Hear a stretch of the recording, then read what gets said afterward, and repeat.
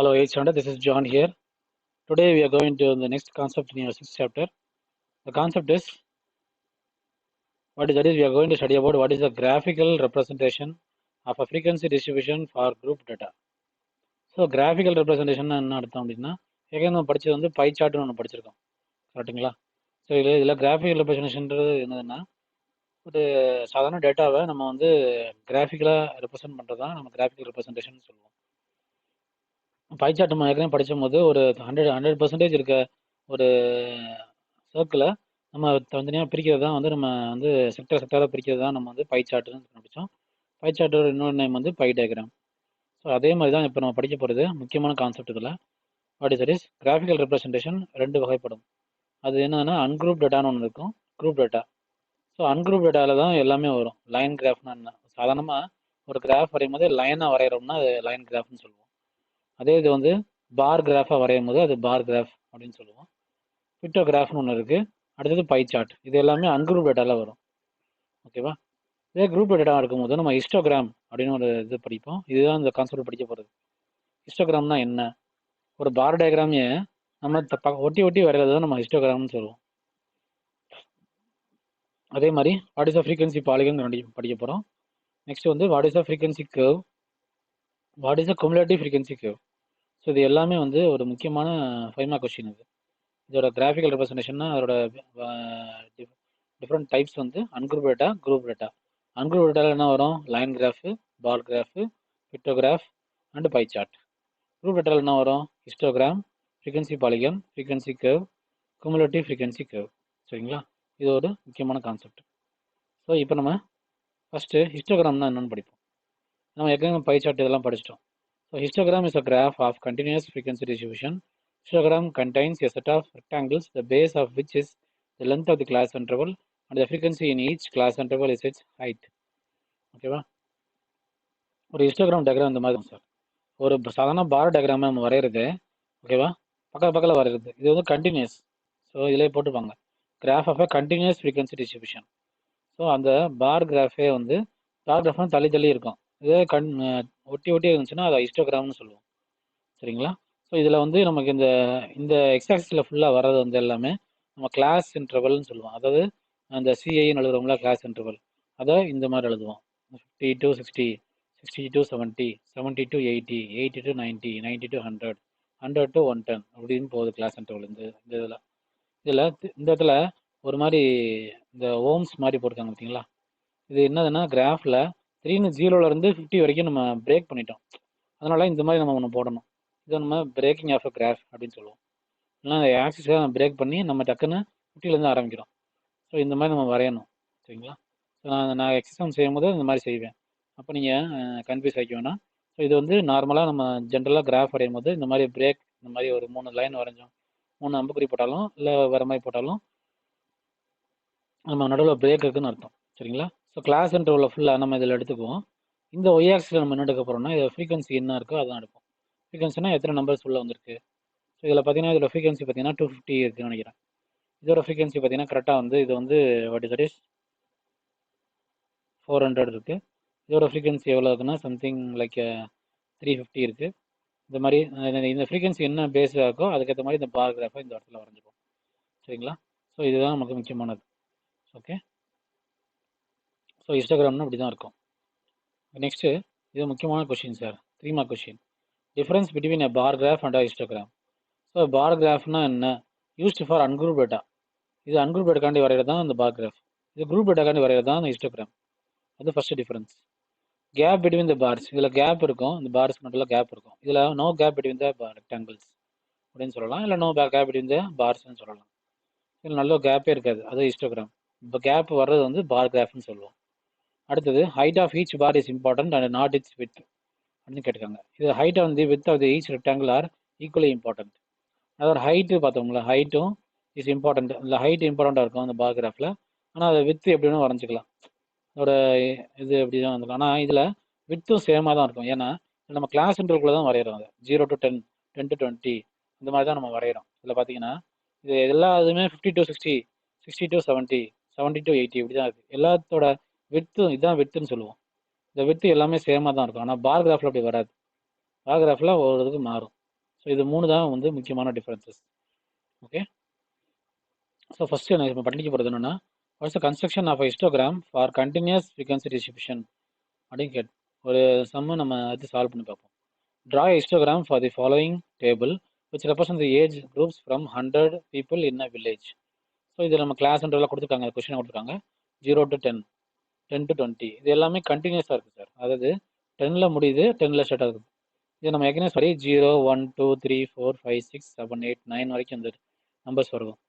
ஆனால் இதில் கண்டினியூஸாக இருக்குது. இதில் 10 இருக்குது, இதில் அப்பர் லிமிட் 10 இருக்குது, இதில் லோயர் லிமிட் 10 இருக்குது. அப்போ இது எல்லாமே வந்து அடுத்தடுத்த நம்பர்ஸ் அப்படி இருக்குது. ஸோ இது எல்லாமே கண்டினியூஸ்னு சொல்லுவோம். சரிங்களா? கண்டினியூஸாக இருக்கும்போது நம்ம அந்த மாதிரி இதை வச்சு நம்ம 0லேருந்து 10 வரைக்கும் எத்தனை 11. ஸோ இது 0லேருந்து 10 வரைக்கும் வச்சு என்னென்னா 11 கரெக்டாக அந்த இடத்துல போய் மார்க் பண்ணி என்ன பண்ணணும், இந்த இடத்துல பார் மாதிரி வரைஞ்சிரும். இது ஒரு ஃபஸ்ட்டு பார். இதே மாதிரி 10 to 20 வந்து 9. ஸோ 10லேருந்து 20 வரைக்கும் இதுக்கு 8க்கும் 10க்கு நடுவில் தான் 9 இருக்குது. ஸோ இந்த நடுவில் பாயிண்ட்டை போட்டு வரைஞ்சிடுவோம் இந்த ரெக்டாங்கில். இதே மாதிரி எல்லாமே வரைஞ்சி இதை ஸ்கேலில் நம்ம எழுதிடணும். இதில் 1 சென்டிமீட்டர் வந்து இங்கே 10 சென்டிமீட்டர் எடுத்திருக்கோம். ஓகேவா? இதில் வந்து 1 சென்டிமீட்டர் இஸ் ஈக்குவல் டு 2 யூனிட்ஸ்னு எடுத்துக்கலாம். இல்லை இங்கே பீப்புள் கொடுத்துருக்காங்க, 2 பீப்புள்னு எடுத்துருக்காங்க. ஓகேவா? இது 10 இயர்ஸ் ஏஜ்னால. சரிங்களா? ஸோ எப்போதுமே எக்ஸாக்ஸில் நம்ம கிளாஸ் இன்டர்வல், அதாவது 0 to 10, 10 to 20, 20 to 30 இதுதான் நம்ம வந்து கிளாஸ் இன்டர்வலாக எடுப்போம். இதே நம்ம வந்து ஃப்ரீக்வன்சியாக வர்றது, இந்த நம்பர் ஆஃப் பீப்புள்ன்றது ஃப்ரீக்வன்சிங்க. ஸோ இது எல்லாத்தையும் நம்ம வந்து ஒய் ஆக்சிஸில் எடுப்போம். சரிங்களா? கண்டிப்பாக ஸ்கேல் எழுதணும், இந்த மாதிரி பார் கிராஃப் வரையணும். சரிங்களா? இன்னொன்று ஏஜஸ் என்ன, நம்பர் ஆஃப் பீப்புள்னா எல்லாமே எழுதணும். சரிங்களா? So this is your construction of histogram for continuous frequency distribution. So இதே இது construction of histogram for discontinuous frequency distribution எப்படி இருக்கும் அப்படின்னு பார்த்தீங்கன்னா, the following table gives the number of literate females இந்த age group 10 to 45 years in a town. So இது வந்து நமக்கு 10 to 15 போட்டிருக்காங்க. அடுத்து 16லேருந்து 21 தான் இருக்குது. ஃபஸ்ட்டு இது கண்டினியூஸாக மாற்றினா தான் நம்ம ஹிஸ்டோகிராம் வரைய முடியும். சரிங்களா? அப்போ நம்ம 10 to 15 போடும்போது ஒன்று என்ன பண்ணலாம், இந்த 15யும் 16யும் சேர்ந்து வரணும்னா இது ரெண்டுக்கும் கேப் எவ்வளோ இருக்குன்னு பார்க்கணும். 15க்கும் 16 கேப் வந்து 1 இருக்கும். அப்போ இந்த 15ல் 1 நம்ம 0.5 ஆட் பண்ணிக்கலாம். இந்த 16ல் ஒரு 0.5 மைனஸ் பண்ணிக்கலாம். இப்படி பண்ணிங்கன்னா இப்போ எல்லா இதுலையுமே பண்ணணும். அப்படி கிளாஸ் இன்டர்வலில் பண்ணும்போது இது 9.5 to 15.5, 15.5 to 21.5, 21.5 to 27.5, 27.5 to 33.5. இப்போ எல்லாமே கண்டினியூஸ் ஆயிடுச்சா? கண்டினியூஸாக மாற்றிட்டு தான் நம்ம இந்த கிராஃப் வரைய முடியும். ஏன்னா இது ஹிஸ்டோகிராம் கிராஃப், கண்டினியூஸ் மட்டும் தான் வரைய முடியும், ப்ரூஃப் டேட்டாதான் வரைய முடியாது. சரிங்களா? அப்போ இதே மாதிரி இது இன்டர்வல் வச்சு அப்போ இது கீழே எப்படி எழுதுவீங்க, 9.5லேருந்து 13.5 வரைக்கும், 15.5 வரைக்கும், அதே மாதிரி 15.5லேருந்து 21.5 வரைக்கும். நீ மார்க் பண்ணுறது கரெக்டாக மார்க் பண்ணிடணும். அந்த இடத்துல எழுதுவது இன்னும் கிளாஸ் இன்டர்வல் வந்துச்சோ அதை அப்படியே எழுதிடணும் இங்கே. ஓகேவா? இந்த நடுவில் பிரேக் இருக்குது, அதில் பிரேக்னால இங்கே ஒரு 3 இந்த மாதிரி வேவ்ஸ் மாதிரி போடுறோம். ஆனால் இதில் பாருங்கள், இதில் போட்டிருக்கவே மாட்டோம். ஏன்னா இதில் 0லேருந்து 10 வரைக்கும் தான் இருக்குது. சரிங்களா? ஸோ அந்த மாதிரி இருக்கும் பட்சத்தில் இதில் வந்து கேப் இல்லை. அப்போ வேவ்ஸ் வர போட தேவையில்லை, டேரெக்டாகவே இதில் வந்து ஆரம்பிச்சிடலாம். ஆனால் இந்த மாதிரி சவுண்ட்ஸில் ஃபஸ்ட்டு ஸ்டார்டிங்கில் 9.5 தான் செம்மையாக ஆரம்பிக்குது. அப்போ கண்டிப்பாக ஒரு பிரேக் இருக்குது. இந்த பிரேக் கண்டிப்பாக இந்த வேவ்ஸ் மாதிரி நம்ம போடுறோம். ஸோ இதுலேயும் நான் சொன்ன மாதிரி இந்த இது எல்லாமே நம்ம அந்த எக்ஸசைஸ் ஃபுல்லாகவே நம்ம இந்த கிளாஸ் இன்டர்வல்னா இருக்கோ அதை தான் எழுதுவோம். அதே மாதிரி இந்த ஒய் ஆக்சிஸில் எல்லாமே வந்து நம்ம ஃப்ரீக்வன்சி தான் நம்ம எழுதுவோம். சரிங்களா? இந்த ஒய் ஆக்சிஸில் இருக்கிறது எல்லாமே நம்ம கீழே இருக்க ஃப்ரீக்வன்சிஸ். அதுக்கேற்ற மாதிரி நம்ம நேம் பண்ணிக்கணும். இந்த இடத்துல 100னா 100, 1000னா 1000 இந்த மாதிரி நேம் பண்ணிக்கிறோம். ஓகே. நெக்ஸ்ட் நம்ம படிக்க போகிறது what is the frequency polygon. Frequency polygon is a line graph for the graphical representation of the frequency distribution. We mark the midpoints on the top of the rectangle in a histogram and join them by straight lines. The figure so formed is called as a frequency polygon. It is called a polygon as it consists of number of lines as a number of the polygon. இது ஒன்றுமே இல்லை sir. இது ஹிஸ்டோகிராமை வச்சும் நம்ம frequency polygon எழுதலாம், வரையலாம். இன்னொன்று without using ஹிஸ்டோகிராமை வச்சும் நம்ம வந்து ஃப்ரீக்வன்சி பாலிகன் வரைஞ்சிடலாம். ஃப்ரீக்வன்சி பாலிகன்றது ஜஸ்ட் ஒரு லைன் கிராஃப். சரிங்களா? இந்த மாதிரி ஹிஸ்டோகிராம் மாதிரி வரைஞ்சிட்டு இதில் நடுவில் மிட் பாயிண்ட் எதுவும் கண்டுபிடிச்சு, இதோட மிட் பாயிண்ட் இருக்கும்ல, அந்த மிட் பாயிண்ட் கண்டுபிடிச்சிட்டு இதுல இருந்து ஒரு மிட் பாயிண்ட் எடுத்துகிட்டு போய் இதில் எல்லாத்தையும் ஜாயின் பண்ணி இப்படி காமிக்க போகிறது. இந்த பிளாக்ல இருந்தால் நம்ம ஃப்ரீக்வன்சி பாலிகன்னு சொல்லுவோம். சரிங்களா? இது இந்த ரெக்டாங்கிள் பாக்ஸஸ் எல்லாமே வந்து நம்ம ஹிஸ்டோகிராம்னு சொல்லுவோம். சரிங்களா? ஸோ இதில் தான் following distribution of the time spend in the library by the students in school. இதில் பாருங்க, கிளாஸ் கொடுத்துருக்காங்களா, 10 to 20, 20 to 30, 30 to 40 இப்படி கொடுத்துருக்காங்க. இது எல்லாமே கண்டினியூஸாக இருக்குது. ஸோ நம்ம வந்து இது வந்து கண்டினியூஸாக மாற்றணும்னு தேவையில்ல. 20ல் தான் முடியுது, 20ல் தான் ஆரம்பிக்குது. அப்போ இது கண்டினியூஸாக தான் இருக்குது அர்த்தம். ஸோ இந்த ஃப்ரீக்வன்சி பாலிகன் எப்படி வரைகிறது அப்படின்னா, முதல்ல ஹிஸ்டோகிராம் வரைஞ்சிக்கிறோம். யூஸிங் த ஹிஸ்டோகிராம் வச்சு இது பண்ண போகிறோம். அப்போ இதில் மிட் பாயிண்ட், இதுலேருந்து மிட் பாயிண்ட் எடுத்துகிட்டு போய் இதில் ஒரு மிட் பாயிண்ட் இருக்கும் சார். கிராஃப் நல்லா பார்த்தீங்கன்னா இந்த இடத்துல அந்த ஒரு கிராஃப் இந்த பாக்ஸ் மாதிரி இருக்குன்னு வச்சுக்கோங்க. இந்த மாதிரி இருக்கிற பாக்ஸ் மாதிரி இருக்கிறதுல நடுவில் ஒரு லைட்டாக ஒரு லைன் இருக்கும் சரிங்களா. அது 0.5 இதெல்லாம் மார்க் பண்ணுவோம்ல, அந்த பாயிண்ட்டை மார்க் பண்ணி இது எல்லாத்தையும் அப்படியே ஜாயின் பண்ணிடுவோம். எப்படி வேவ்ஸ் போகுது பார்த்தீங்களா, இதுதான் நம்மளோட ஃப்ரீக்வன்சி பாலிகன் சொல்லுவோம் சரிங்களா. இதில் இது எக்ஸாக்ஸ்லாம் ஆரம்பிக்கணும், ஸ்டார்டிங் பாயிண்ட்டு எக்ஸாக்ஸ் தான் முடியணும், இந்த எண்டிங் பாயிண்ட்டும் சரிங்களா. So it is an frequency polygon. இப்படி தான் கன்ஸ்ட்ரக்ட் பண்ணுறோம் யூஸிங் ஹிஸ்டோகிராம். அதிலே கொஸ்டின் கொடுத்துருக்காங்க, யூஸிங் ஹிஸ்டோகிராம் வச்சு நம்ம வரைவது. இதே இது வந்து draw a frequency polygon for the following data without using the histogram கேட்டிருக்காங்க. ஸோ இதை வித்தவுட் யூஸிங் த ஹிஸ்டோகிராம்னு நம்ம எழுதும்போது நம்ம ஹிஸ்டோகிராம் வரையக்கூடாது. இந்த பாருக்கு மாதிரி போடுறோம்ல, இந்த மாதிரி ரெக்டாங்கலாக போடுறோம்ல ஒட்டு வெட்டி, அதை நம்ம வரையக்கூடாது. வரையாமல் எப்படி பண்ணுறது சார் அப்படின்னு நீங்கள் கேட்டிங்கன்னா, கிளாஸ் இன்டர்வலில் என்ன கொடுத்துருக்காங்கன்னு பார்த்துட்டு அதில் மிட் பாயிண்ட் கண்டுபிடிக்கணும். 10லேருந்து 20 வரைக்கும் மிட் பாயிண்ட் என்னது, அதோட மிட் பாயிண்ட் வந்து 15 சரிங்களா. இதெல்லாம் இது ரெண்டையும் ஆட் பண்ணி பாருங்கள். 10 + 20/2 போட்டு பார்த்தீங்கன்னா மிட் பாயிண்ட் வந்துடும்.